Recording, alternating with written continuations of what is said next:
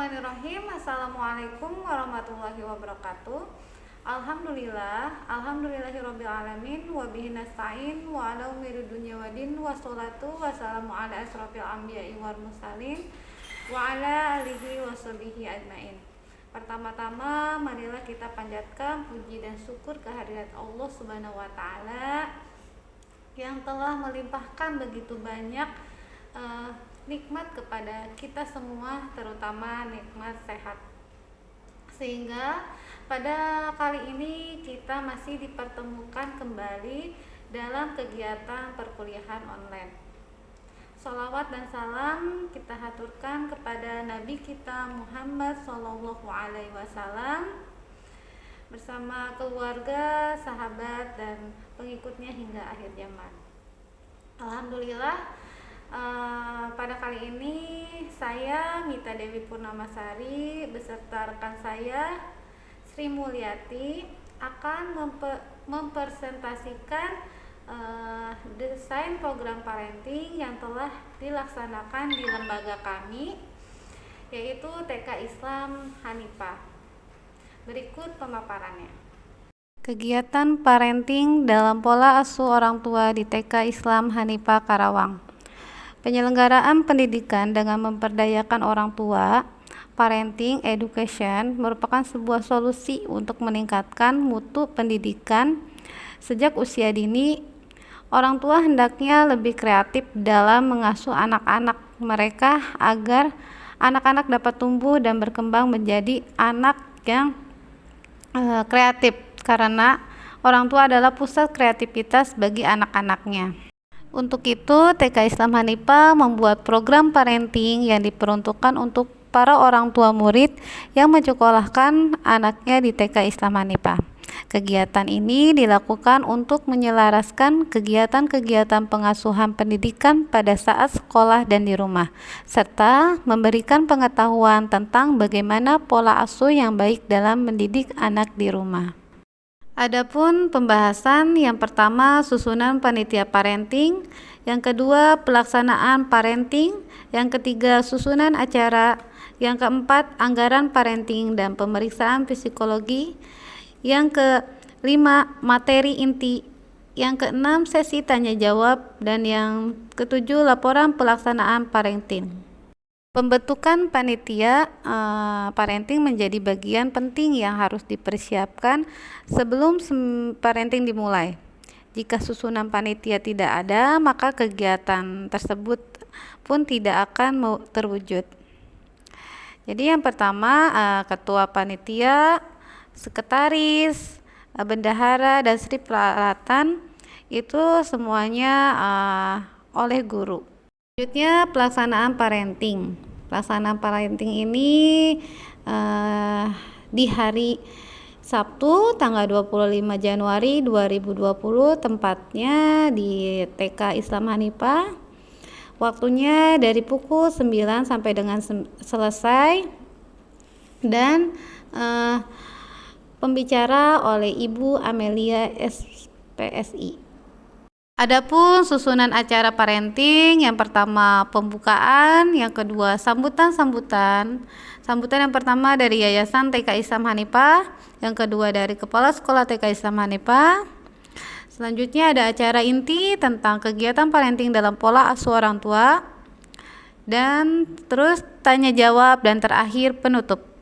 Selanjutnya ada pemeriksaan psikologi, yaitu pemeriksaan psikologi oleh Bapak Muhammad Cahyono MPSI dengan memeriksa psikologi pada anak di TK Islam Hanifah dari Yogatama Consulting Tangerang Selatan. Selanjutnya kegiatan inti materi, pola asuh. Pola asuh yang tepat dari orang tua akan menciptakan anak yang disiplin dan mandiri. Pola asuh orang tua dalam membantu anak untuk mengembangkan disiplin diri ini adalah upaya orang tua yang diaktualisasikan terhadap penataan, yaitu yang pertama lingkungan fisik, yang kedua lingkungan sosial internal dan eksternal, yang ketiga pendidikan internal dan eksternal, yang keempat dialog dengan anak-anaknya, yang kelima suasana psikologis, Yang keenam, sosial budaya. Yang ketujuh, perilaku yang ditampilkan pada saat terjadinya pertemuan dengan anak-anak. Yang kedelapan, kontrol terhadap perilaku anak-anak. Dan selanjutnya, menentukan nilai-nilai moral sebagai dasar perilaku dan yang diupayakan kepada anak-anak. Pola asuh merupakan suatu pendidikan. Maimunah Hasan berpendapat bahwa pola asuh merupakan suatu sistem atau cara pendidikan dan pembinaan yang diberikan oleh seseorang kepada orang lain.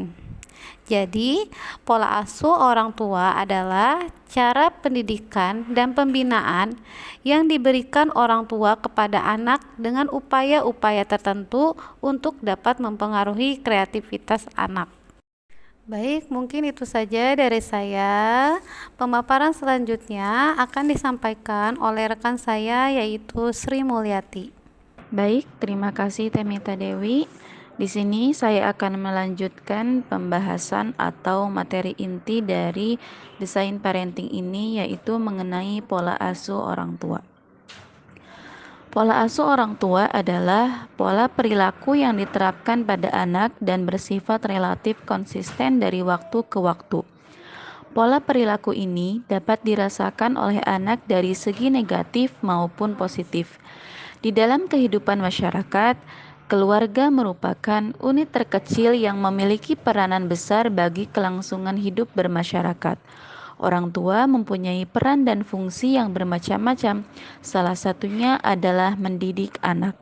Nah, pada dasarnya, pola asuh juga dapat diartikan sebagai cara perlakuan orang tua yang diterapkan pada anak.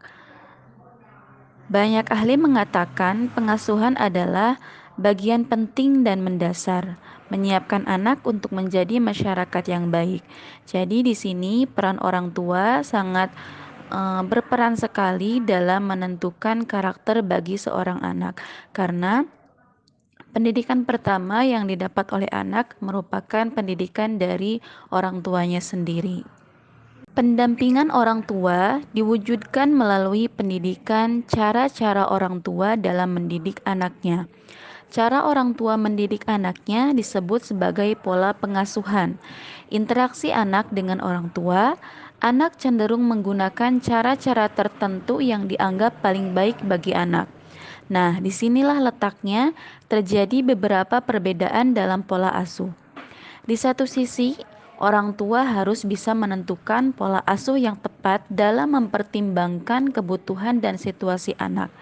Di sisi lain juga, orang tua mempunyai keinginan dan harapan untuk membentuk anak menjadi seseorang yang dicita-citakan, yang tentunya lebih baik dari orang tuanya.